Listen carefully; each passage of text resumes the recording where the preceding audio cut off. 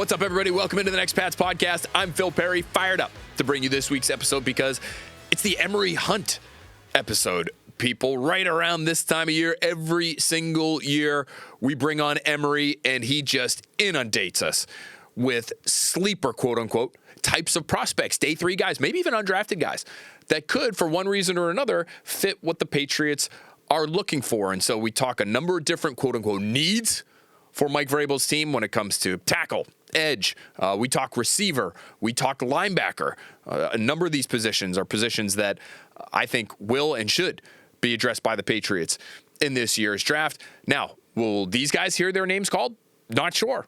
Some of them might have to wait all 7 rounds and then be signed as undrafted rookies. But we know those guys, too, can end up making real impacts in the NFL. So it's a great, great guest for us to have with Emory. CBS Sports Football Game Plan. His draft guide is out. We will give you the information on how to acquire that thing. 1,200 prospects in this year's draft guide. That's 2 years in a row now. He's giving you 1,200 names and information on these guys as to why they may work in the NFL and who they'll be at the next level. So great, great stuff from Emory. We're going to get to that conversation in just 1 second. I want to mention to you off the top of the pod here, April 15th, 2 o'clock, YouTube Live, Next Pats crowdsourced mock draft. You're making the picks. I'm just there to sort of guide you through. Typically, we do this thing on X. I've done it for years and years and years on X, where we put up these polls and you get to make the choices between one of 4 players. Whoever wins the vote ends up being that pick for the Patriots in whatever round with whatever pick it happens to be. And we go through the whole thing. So we'll do that this year. We'll focus specifically on the first 3 rounds for the Patriots. Maybe we'll work in a 4th round pick as well. But we'll start with, basically the earlier picks in the draft, and we'll make sure you guys are the ones that are having your voices heard. So what do the Patriots do at 31? What do they do in the 60s? What do they do at 95? Like, do they trade up? We'll throw some of those scenarios in there as well. But it's April 15th, 2 o'clock, right here on YouTube. Make sure you're there. Make sure you have your voices heard. The link to the YouTube Live for April 15th, 2 o'clock, will be in the show notes. So go check it out there. Save it. Subscribe to the pod. This is a great way for us to get some real participation from you guys at home. And I love going through the comment section and going back and forth with people. Some great conversations there. And love seeing some of the same names every single week commenting on Next Pats. We love our YouTube family, our YouTube community. And so this will just be another way for us to get in touch with you guys there. So April 15th, 2 o'clock, crowdsourced Next Pats mock draft. It'll be thrilling. And last year, hey, we nailed the Kyle Williams pick. You guys nailed the Andy Borregales pick. Some interesting conversations and decisions that have to be made. It's one of the great thought exercises that we do all year, and specifically leading up to the draft. So that'll be a lot of fun. April 15th, 2 o'clock. We'll see you there. Let's get to our conversation with Emory Hunt right now.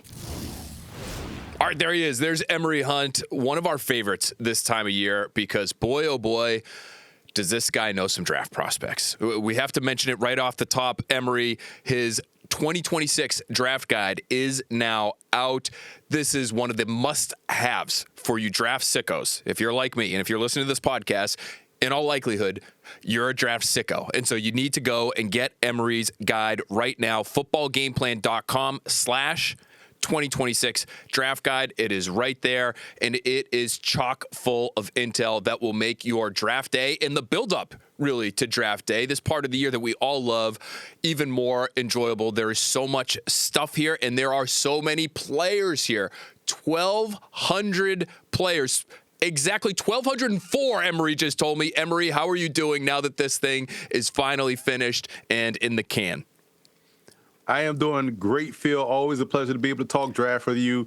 And this whole lead up, 3 months going to this process, going to all 8 all-star games, and then diving into the film. Because as you know, I'm a football analyst throughout the season, college and pro. I don't really get into the draft until I start going to these all-star games. So to be able to get all of this intel and get these scout reports done, it's a labor of love, but that's the reason why we are good friends, we're sickos about this stuff because this is what we do for this time of the year. I don't know how you do it, though, because as you said, all year during the year, CBS Sports, breaking down the NFL, you're calling college games, you're working on the draft guide, all the all-star games. It's incredible, incredible stuff. So make sure you're buying Emory's draft guide, and we're thrilled to be able to pick your brain on some of these prospects here today. And we love talking sleepers with you, Emory. We love getting to these guys that are the unearthed gems that we hear about the closer we get to the draft, and nobody better than you to tell us about some of these guys. But I just want to ask you first, I guess, sort of big picture when it comes to this draft.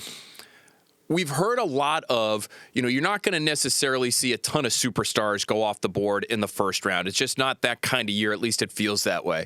But what about the depth in this year's class? Is this the kind of year where you might be able to, even if you're not getting a superstar, if you're the Patriots, for instance, at 31 overall, is this the kind of year where you might be able to find that hidden starter that may be somewhere on day 3? How is the depth of this class? Because nobody knows the depth of these drafts better than you.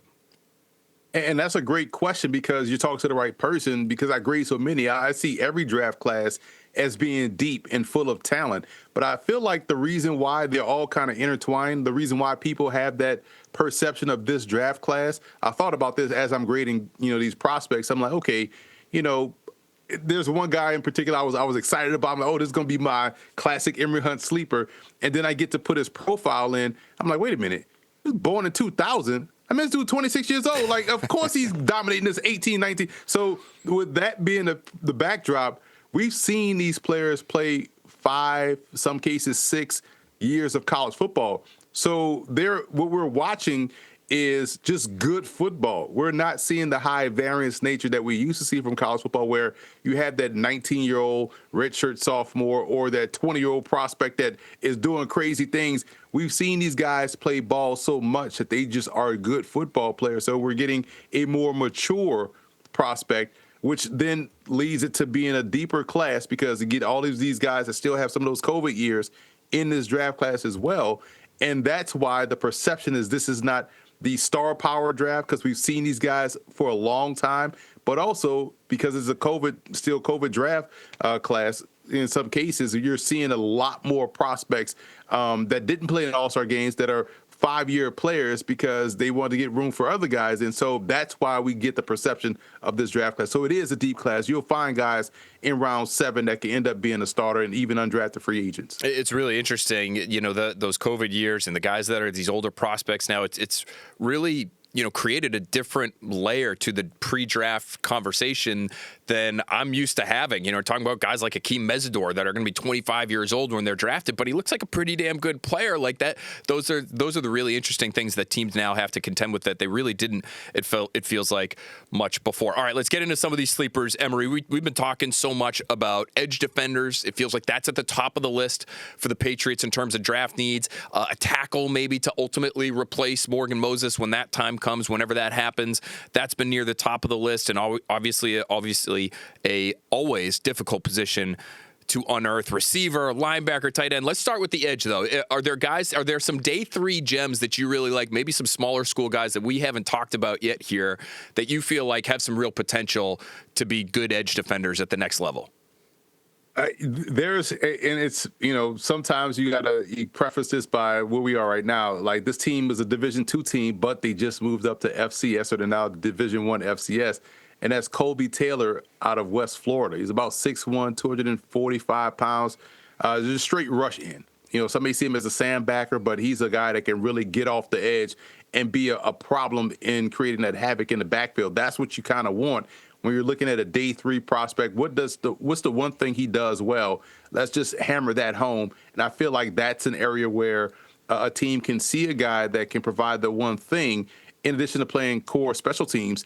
And that's what you always got to factor in when you look at these prospects. That's one guy from a smaller school that I feel like has a chance on day 3 at the edge rusher position to be that sleeper, that diamond in the rough. That's really interesting. So Colby Taylor, West Florida, one for us to keep an eye on. And for the Patriots, the reason why I feel like they could be in the market for somebody on day 3 at this spot is Emory, they probably need two guys at this position. So even if they go and they get one of these bigger school guys, whether it's Mesidor, maybe Mesidor gets all the way to 31 because of the age, or it's somebody else. Right. It's like a Zion Young, or it's an R. Mason Thomas. Like, you can go and get that maybe premier guy in the first round, and then you're probably going to want to double dip, because right now, outside of Harold Landry, they just signed Draymond Jones in free agency. They don't have a ton there at that position, so I think they need multiple bodies. So somebody like Colby Taylor will be an interesting one for us to keep an eye on. How about tackle? This is always a tough one, Emory, because it feels like if you don't get a tackle in the first round, like, your odds of really finding that guy are low, but they're not non-existent. We've seen some great tackles get drafted really late, or maybe even be undrafted. So, like, they are out there. You just have to look really, really hard, and you have to get a little lucky. But are there guys that might qualify for that kind of tackle in this year's class?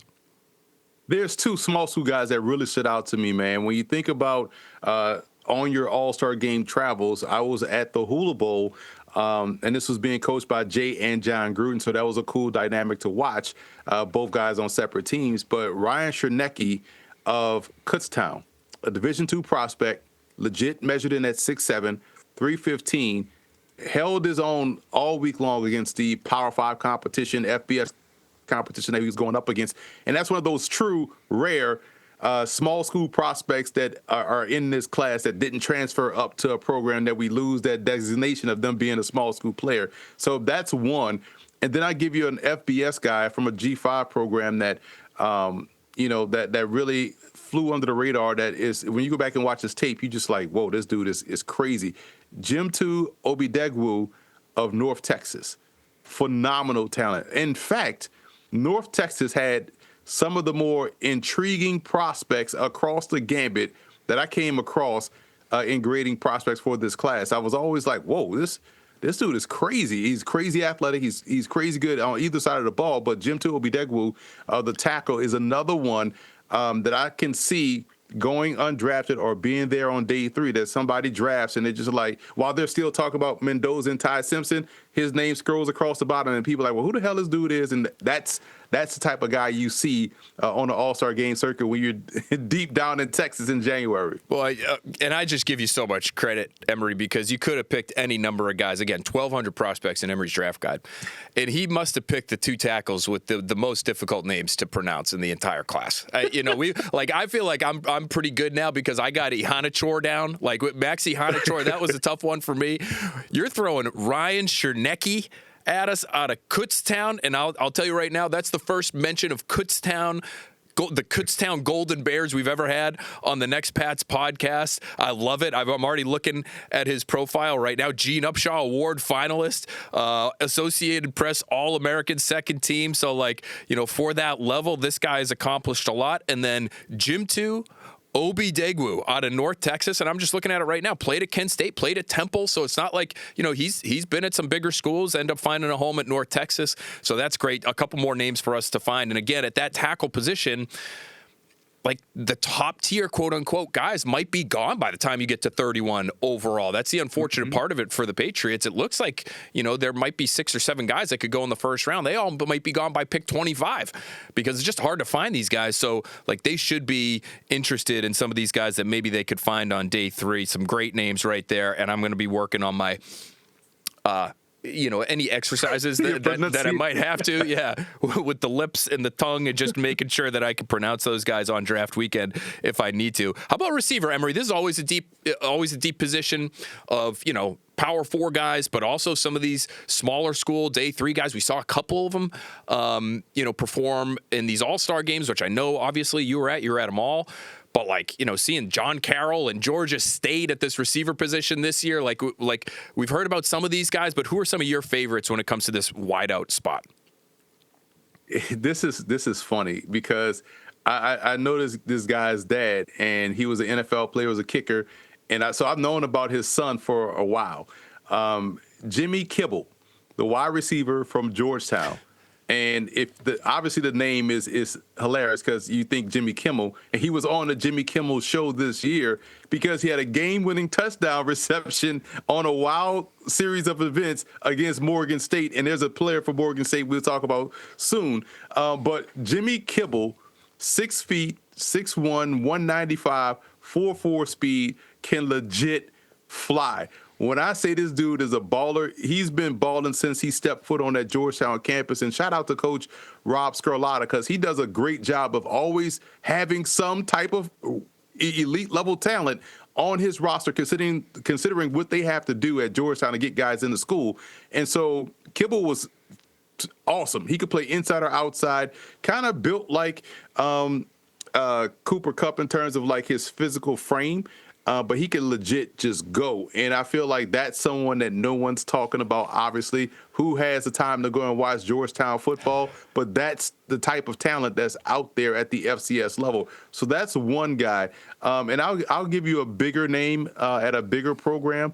And that's Dylan Bell of Georgia. I feel like people sleep on his ability at receiver, because we saw him at times at Georgia in the backfield with that big number 86 getting handoffs. So he could do all of those things. He's versatile. He'll be a core special teamer.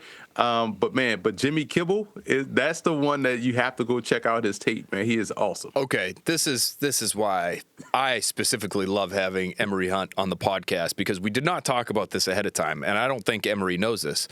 But you're talking to one of the few guys who does pay attention to Georgetown football, Emory. I'm class of 2008. Georgetown, okay. Hoya Saxa, let's go. Spent a lot of time covering the football program while I was there, including at the time assistant coach Rob Scarlata. So some of my best friends in the world played football at Georgetown University. I went to all those. I was one of the few who actually would go to the games. I was working the games often. I went to a bunch as a fan as well. So this is a pick, the Jimmy Kimmel pick. My eyebrow, I don't know if you can see it, my eyebrow shot up as soon as I heard it. And yes, it does sound like Jimmy Kimmel, but my eyebrow shot up because I know that name. I've been following Georgetown football. I know Jimmy Kibble, one of the captains, great player, and had a great year. And it was a William Campbell trophy finalist. You know, that's the academic Heisman. For those of you listening, so listen, all of our listeners could basically just roll their eyes. And, you know, they don't care about Georgetown football. I get it, Emory. But what you just did for me right there made your visit today completely worthwhile, in my opinion. I love that. I'm so happy you brought that up, and I'm fascinated to see where he ends up. And it gives me great hope as somebody who wondered, does this guy have a shot at the next level? Because you know, as well as I do, not a lot of guys even getting a sniff, like some great players that have come out of Georgetown in terms of their program's history, guys that have set records at that school, they barely get looked at when it comes to the NFL. So awesome stuff there. John Sewer and Drain Cleaning takes clogged drains seriously. Their large team of technicians is trained to solve any clog or issue in Boston's complex draining systems. With over 40 years of success serving in and around Boston, John Sewer is your local clogged drain expert. With over 40 technicians on the road, they're equipped to respond to your emergency. Visit johnsewer.com to learn more. There was one other position I definitely wanted to ask you about, and then if you have any others, Emory, we'll let you just go wild. But linebacker is a spot that I think they're going to have to add depth, and I think it might come a little later because it's one of those positions. It's a little bit like edge, but edge is such a premium position. I think you have to hit it early. It's like edge for the Patriots in terms of their depth chart in that they have two guys at the top. They have Robert Spillane, they have Christian Ellis, but they have very little after that. They just released Marte Mapu earlier this week. He wasn't even playing all that much for them. Jelani Tavai is no longer with the team. Jack Gibbons has signed elsewhere. So they need guys there. I'm not sure they're going to spend a day one pick, maybe late day two, certainly day three. You're talking about maybe that off-ball linebacker spot. Are there guys that maybe, in your opinion, we should be learning a little bit about here because they come from a program maybe we haven't paid attention to all that much? There too, and it's funny you mentioned Marte Mapu because one guy kind of comps to Marte Mapu, and that's Isaiah King out of Idaho. He's 6'2", 213.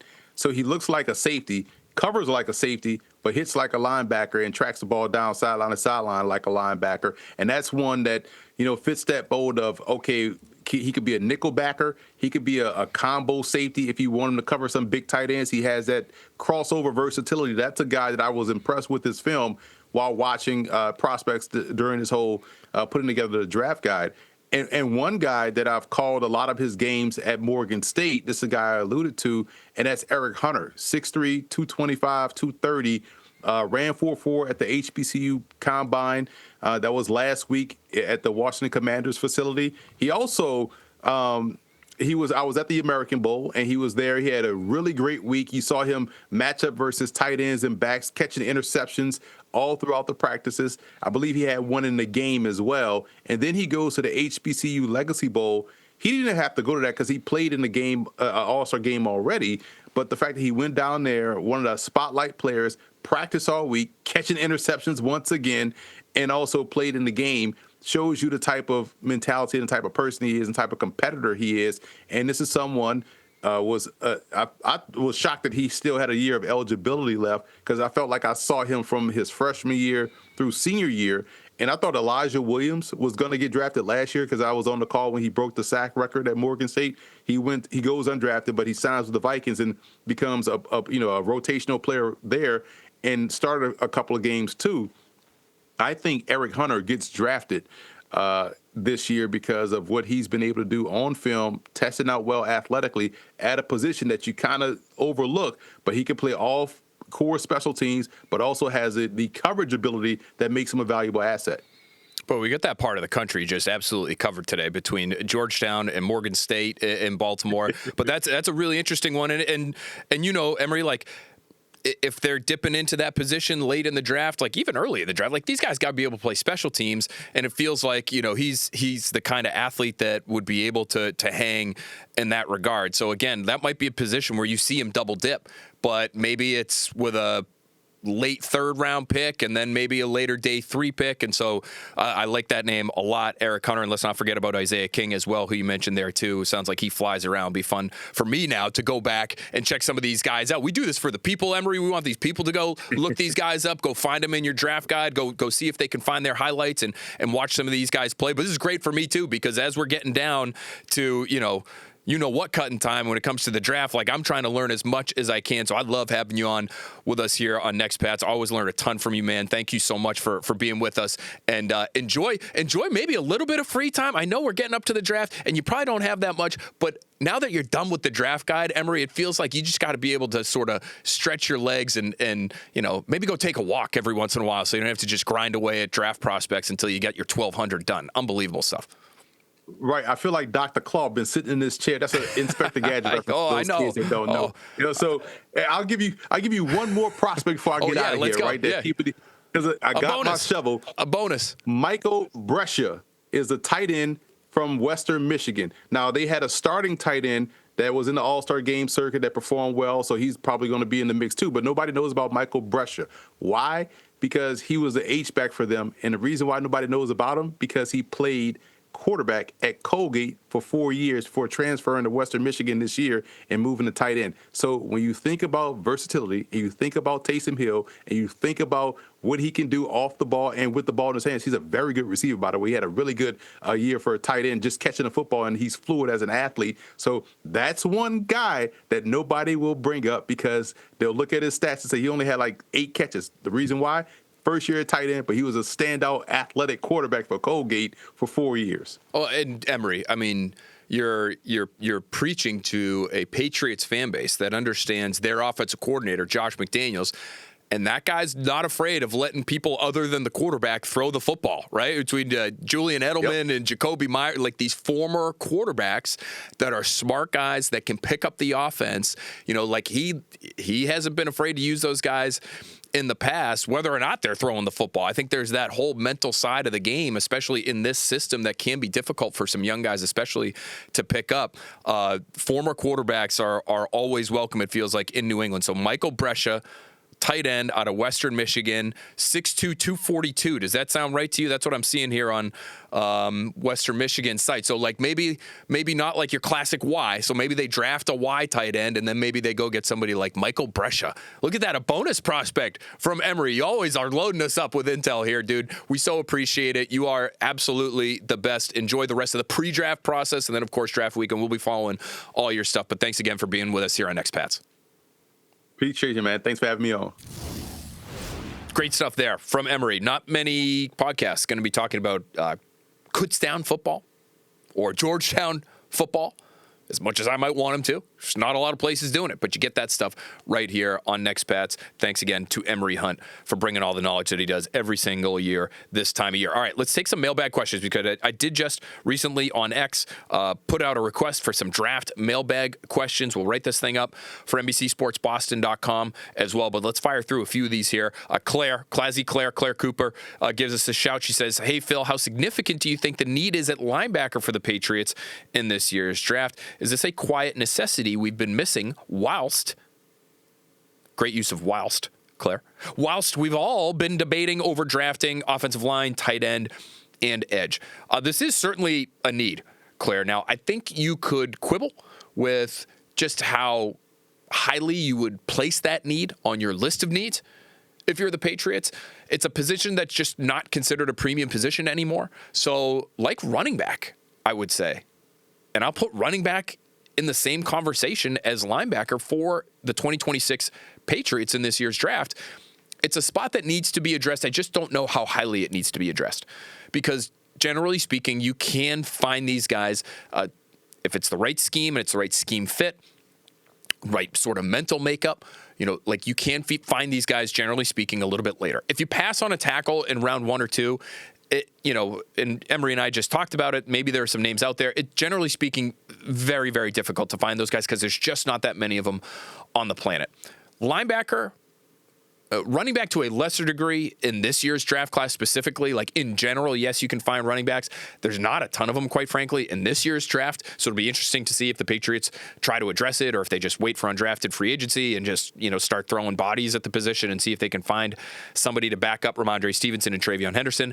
But linebacker does have some real depth, and I think there's some real talent in this year's class. And when it comes to the linebacker position, this isn't the Bill Belichick Patriots, right, where they needed those bigger bodies. That's really what they were after. And if you didn't weigh 250 pounds, it was like, we're not really going to have all that much interest in drafting you unless it's very late. And a Landon Roberts, for instance, that guy was an undersized guy, but he hit like a Mack truck, and he was a 6th-round pick. Dante Hightower, on the other hand, was 265 pounds and could do a little bit of everything. And I think someday he'll be a Patriots Hall of Famer. He ended up being exactly what they were looking for. So this isn't that in terms of the mold that Mike Vrabel's teams are looking for at that position. Instinctive, high motor, somebody who has real pop as a tackler, tough-minded, violent. Those are all things. Throw in special teams ability too, especially for those late round guys. Those are all things that they're looking for at the position. But you don't have to be 250.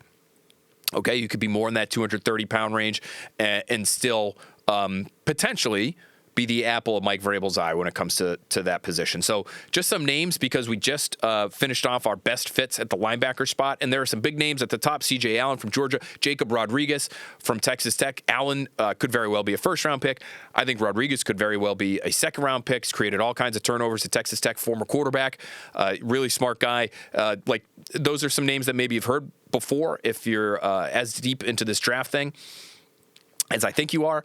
Some names that are maybe a little bit later that I find interesting. Josiah Trotter from Missouri is a really interesting one, because I think it would tell us just how much they're willing to sacrifice in coverage to get a guy who does bring that violence at that off-the-ball linebacker position. He's going to get downhill, and he is going to thump. This is Jeremiah Trotter's son. Jeremiah Trotter's other son, Jeremiah Jr., is already in the NFL, but Josiah Trotter, bigger body, closer to 240 pounds, and loves to hit. He's not going to give you a whole lot in coverage. Is that okay with the Patriots? I think it probably would be, but it might depend on what round you'd be willing to invest in him. Jake Galday from Cincinnati, really good athlete.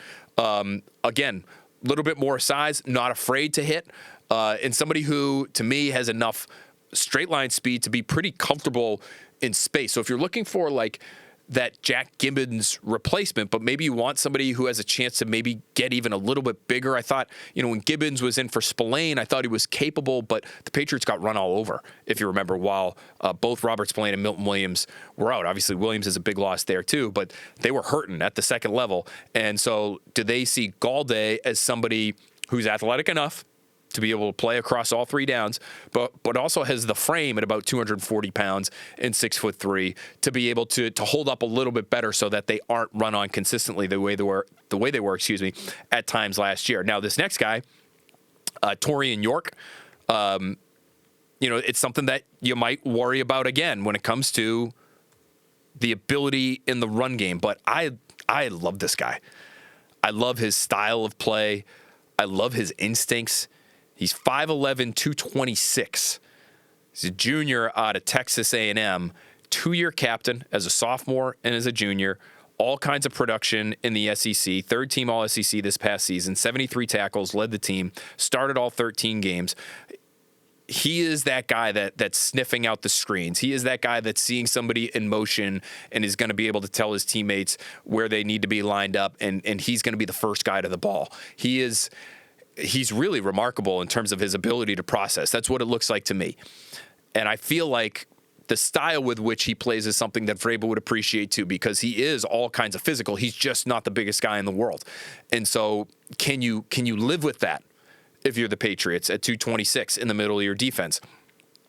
I think you might be able to. I think you might be able to get by with it. Again, you might worry about his ability on first and second down, but I think he brings a lot of other stuff to the table, and this is a guy who's probably going to be a day 3 pick. I'd be willing to spend that kind of draft capital on a player like that with those kinds of instincts. Some other players that might be a little bit later in the draft, along with York, Keyshawn Elliott from Arizona State, is thought to be an unbelievable teammate, big-time character guy. Enough size and physicality for sure. You saw it at the Senior Bowl this year. Not sure in terms of the athleticism again. So is he going to be limited on special teams if you get him out there in those situations because he's not the most explosive athlete in the world? Are you going to worry about him in passing situations? That I don't know. But again, this is somebody who's probably going to be taken a little bit later in the draft. Aiden Fisher from Indiana, all kinds of production there for your national champs. Bryce Betcher from Oregon, interesting one for me. Dual sport athlete, played baseball at Oregon, then ends up playing a bunch of linebacker for them too. Really instinctive, maybe a little too aggressive at times. Maybe a little too willing to trust his instincts at times. You see him in some of these play action plays where, boy, he's like all the way downhill and he is so ready to just absolutely blow up the running back. And meanwhile, he's left a gaping void in the middle of Oregon's defense for the play action pass to go right over his head. Jack Kelly, that's a name that Dane Brugler has mentioned for us before. This is the BMX rider, one of the better background stories that Dane informed us of when he was in the middle of putting together the Beast, which is now out, his tremendous draft guide. But he's a guy who, at BYU, lots of production, really aggressive, enough size, enough athleticism. I could see, because of the play style and the violence that he has put on tape, I could see them being willing to invest in him in the later rounds too. So that's a bunch of linebacker names there for you, Claire. Again, I don't know how highly they invest in that position, but I could see as early as the third round, second round, maybe even potentially there too, just depending on what else is there, right? If there's no tackle there, if you don't love the edge guys, if for whatever reason you get all the way to the bottom of the second round and you feel like the edge depth is really kind of gone, well, now maybe you're looking at somebody like a Trotter or a Golday and maybe investing in that off-the-ball linebacker position. But they need guys there. Right now, it's Spillane and it's Ellis, and they've gotten rid of everybody else. Barte Mapu's gone. We just talked about it with Emory. So they do need somebody there. You're right about that, Claire. Okay, let's go to Jeff Cuse. How much harder is it to draft with the possibility of Brown out there? Is there a chance they draft a wide receiver they don't really need? Or worse, don't draft one, and then the trade falls through? This is a really interesting question, and it's one that only the Patriots really can answer. I think if you believe you have a very good chance of adding A.J. Brown, which my guess is they have to have a really good feel one way or another how much it's going to cost them, and now we're just waiting on the clock, then I think it would be not reckless, because it would depend on the player, but it's just not a great allocation of resources. I think you're already pretty deep at receiver. You just don't have that high-end talent. You've got guys that can play in the league, right? You've got 5 or 6 of those. You add A.J. Brown to that mix, and now it's getting hard to get these guys on the field. So, again, if it's the right player, like boy, oh boy, in the first round, for example, pass on the opportunity to have my 2 top receivers in 2026 be A.J. Brown and Casey Concepcion, who I love. Out of Texas A&M, we talked about him on the pod before. My very first mock of the offseason, he was the Patriots pick at 31. I don't necessarily think he's even going to get to 31 because I think the league loves him. I think the hands have been an issue for him in college, but I think people think they can get past that because of the juice that he has, the ability to separate against man and zone, the ability to take it to the house really from anywhere on the field. This guy is a problem for defenses. But let's just use that as an example. If he gets to 31, are you saying no to Casey Concepcion just because you know you have A.J. Brown in the bag? I don't know if you do. They're very different types of receivers. And so those guys could coexist, and now suddenly you've got 2 high-end guys here for the next couple of years at least, or however long A.J. Brown can stay healthy, to work with Drake May and get the most out of Drake May before you end up paying Drake May whatever he gets, $65 million a year, $70 million a year, wherever that number is when he gets his extension, and the extension actually kicks in. So, it does make it difficult, but I think, number one, I think they'll have a pretty good idea if they've got him in the bag or not. And then I think we'll know based on how they handle the draft. There's guys that I think they would like, whether it's Chris Brazzell, who's got all kinds of skill for such a big guy. You're talking about a 6'4" receiver who runs in the 4.3s, just ridiculous stuff. I like Chris Bell. Now that's a guy who's banged up, and so I'm not sure, they're going to spend an early pick on him. But Omar Cooper, if he gets to the Patriots at 31, again, could he play at the same time as an A.J. Brown? I think he could. And that, again, would be a guy that'd be difficult for me to pass on, especially if, for example, all the tackles are gone. And some of those late first-round types of edge rushers, I don't see a huge difference between those guys and some guys that might be available in the second round. What is the huge, massive discrepancy between, say, Zion Young and Gabe Akis, or Gabe Akis and Jayshawn Barham from Michigan? They all have their differences, but I think you're getting a similar level player maybe between all 3 of those guys. And one in Zion Young, I think you might have to take at the bottom of the first. Akis, you might have to trade up in the second. Barham might be there for you at the bottom of the second. So if you really love the edge depth and you see a potentially game-changing receiver, whether it's Cooper or Concepcion at 31, even if you're getting A.J. Brown, you still might be willing to make the move there. So I do think it is something that, because of the information they have on this, Jeff Cuse, won't be as difficult for them to figure it out as it is maybe for you and me as mock drafters, for example. All right, Jamie Smith. Phil, what are the chances the Patriots take a QB late in this year's draft, even with us signing DeVito back? Do you still see us taking a QB at some point? I think you could, and we'll talk about that a little bit later in the process as we're working through our positions here.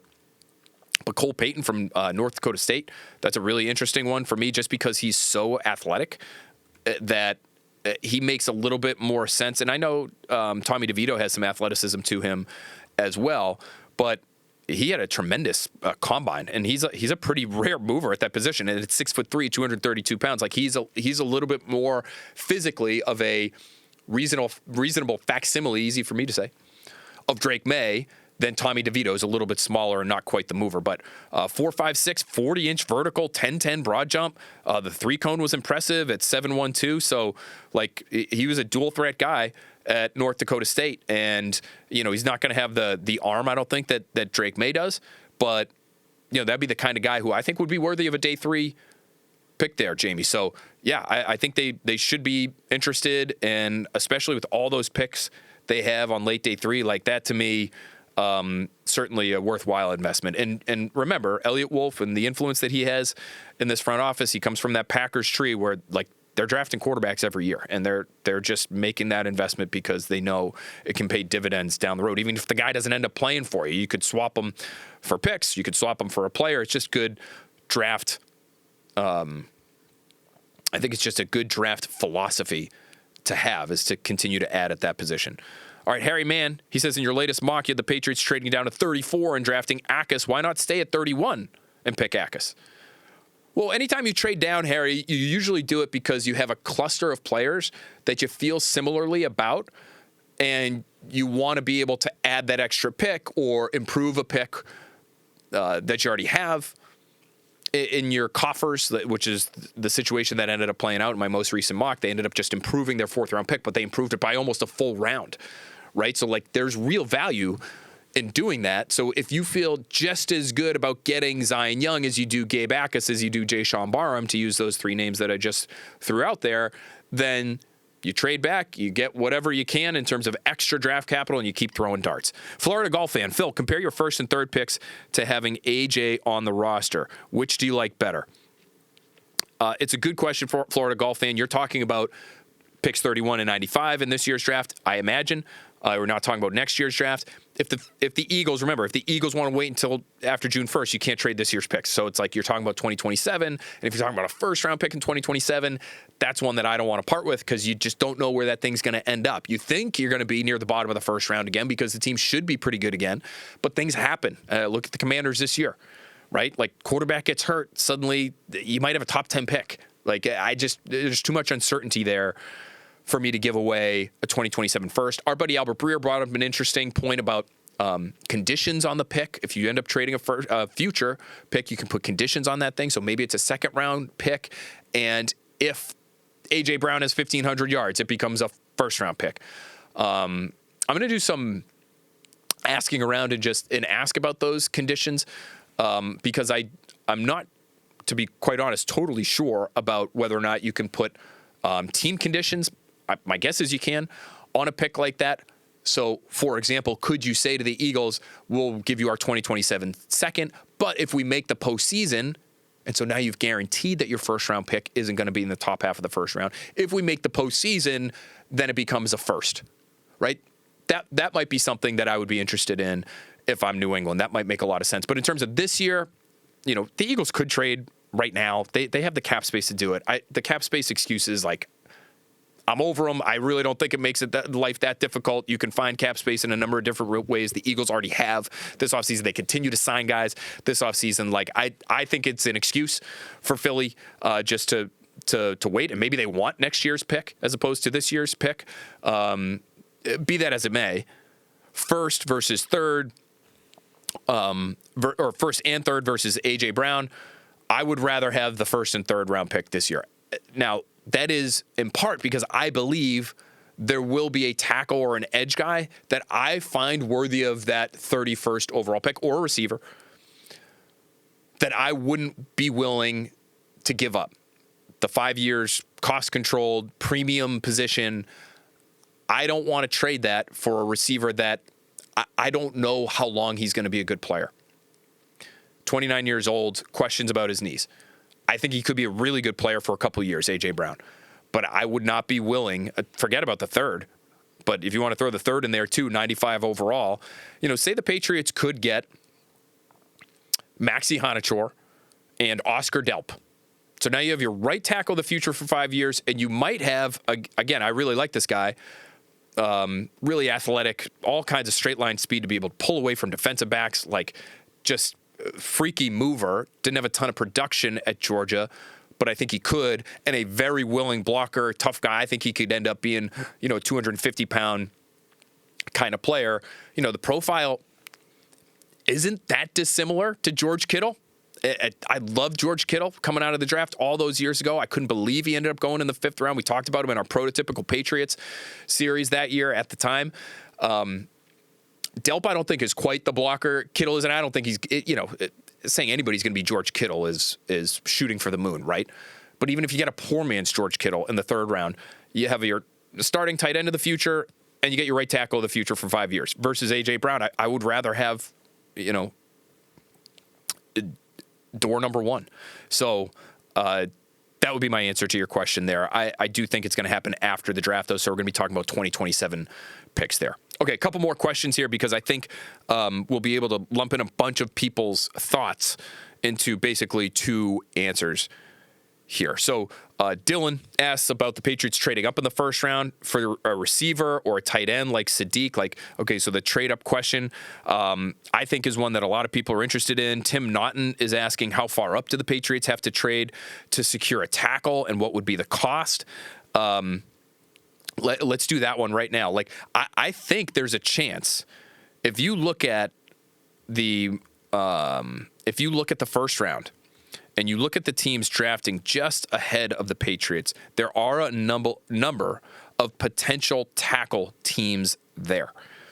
Okay, I think Kansas City could be in on a tackle, depending on what they do. They have 2 picks, but they pick at 29 overall. Miami, maybe, depending on who's there.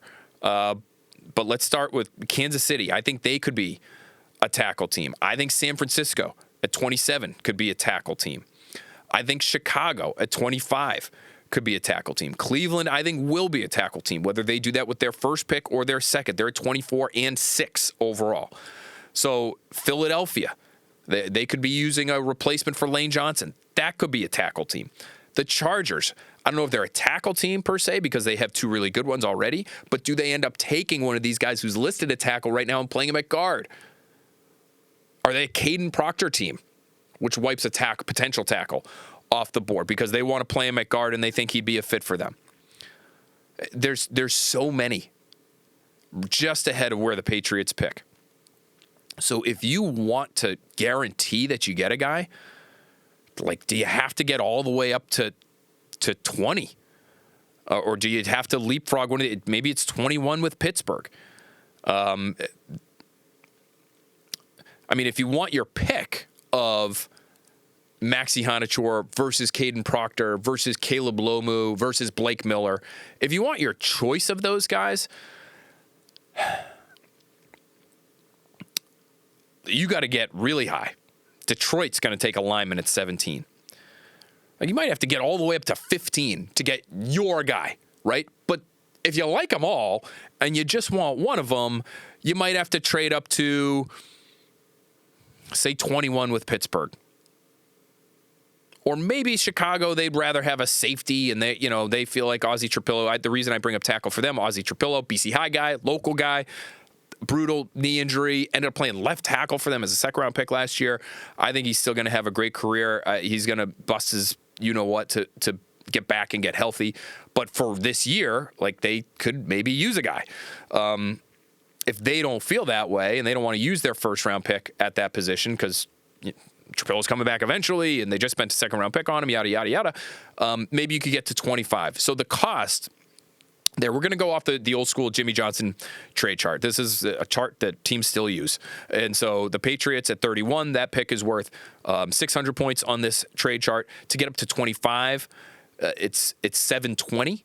So the value of Chicago's pick is 120 points greater than the pick you have, and that actually just so happens to be exactly the 95th pick. So if you want to go strictly off the chart, the Patriots could maybe get all the way up to 25 by trading away their third-round pick. If you want to get all the way up to 15 to get ahead of Detroit and the Jets, Jets aren't going to trade with you probably to get all the way up there. So you want to get ahead of Detroit, you want to get up to 15 because you really want to have your choice of, like, say it's your non-Monroe Freeling, non-Spencer Fano offensive lineman. That Tampa Bay pick at 15 is worth 1,050 points. So you're talking 550. So to get all the way there is going to be really difficult. Your second round pick is worth 276 points, according to this chart. So you need to make up another, call it, I'm going to be really bad at the math, but to get to you're going to have to play another, it's going to have to be another 200, almost 300 points. So you're talking next year's second and maybe a little bit more. That's going to be a mountain to climb there. So I just don't anticipate them doing something along those lines. So the trade up, if you feel like you have to make that happen, and I don't think they would do it for Sadiq. I'm not sure they would do it for a receiver, especially given we think they're going to have a really good chance at A.J. Brown here. To get way up the board, you're talking too much draft capital. To get up to 25 or so, you'd have to be willing to part with that third round pick, and maybe the Patriots are. this was the other question I just wanted to get to, and it's more about the offensive line. Is it really worth taking a right tackle with the 31st pick if he sits the entire year? Are we really that far along in the rebuild that's asked by the return of Andrew? And then Bob Smith asks, do you prioritize edge over tackle in round one, considering it's a deep edge class, or go best available? So, like, this to me is about scarcity. And on the offensive line, there's only so many guys that can do it. And because if you pass on that tackle in the first round, if one's there for you, because I think it's going to be really hard to find one thereafter, if tackle is high on your list of needs, and I think it is. You say return of Andrew, is it worth taking him at 31 if he sits the entire year? Who says he sits the entire year? Guys get hurt. Will Campbell got hurt. Morgan Moses is 35. I think you need an insurance plan ASAP at that position. And so, you don't know you need insurance until you need insurance, or you don't feel like you need insurance until you need insurance. Like, that's just the nature of the beast, especially that position. They have very little. Maybe Marcus Bryant, they see huge improvement there, and okay, we could trust you at that right tackle spot. Maybe they bring back Thayer Munford. He's still unsigned, but I think there's a really good chance if you take a guy at 31, even if the plan is not to play him right away, I think there's a really good chance he ends up playing. So that would be my answer there. And yes, I would go tackle over edge. I think the depth at edge is real. I think the guys at the bottom of the first round aren't necessarily like game-changing number one, 10-sack a year type of pass rusher types. I think the guy that I feel maybe is the best chance of doing that would be R. Mason Thomas, but he's small enough where now, like, are you willing to take just a sub-rusher at the end of the first round? If he ends up being Nick Bonito, that's a pretty good investment. Nick Bonito's an undersized guy who's become a great pass rusher, really productive for the Broncos. So maybe they would feel comfortable doing that. But otherwise, you're talking about more versatile, bully types, guys that can play against the run, which is really valuable. But I think you can get that in the second round, too. So if the pick is between a guy that I think could be a starting level tackle, left or right, or a pass rusher that I think is going to be like an 8-sack guy, but is going to play all 3 downs and could start for you, I would be going with the tackle. I'd be hoping I could find something similar in the second round there. All right, that's going to do it for the mailbag this week. Thanks again to Emory Hunt. Thanks to you all for listening. Remember, April 15th, 2 o'clock, crowdsourced mock draft. It's going to be all kinds of fun. We had a great time doing it last year. We're going to run it back. You guys were phenomenal making the picks. You ended up calling a couple Patriots picks as it is. So we're going to have some tremendous content that day. That's a week from yesterday as we're recording this. Or no, it's a week from today. I can do math. It's a week from today. Today's the 8th. 7 days from now will be the 15th. So we'll have a great time. We're going to have all kinds of other really fascinating content for you in terms of just deeper dives on some of these players at positions in need. Brian Hoyer, David Andrews going to help us out with some scouting. And we'll bring that to you on Next Pats in the very near future here as well. Get the quick snap guys on with us, and we'll have some fun with them. So that'll do it for this edition of Next Pats, but we will be right back here next week for our crowd-sourced Patriots mock. We'll see you then.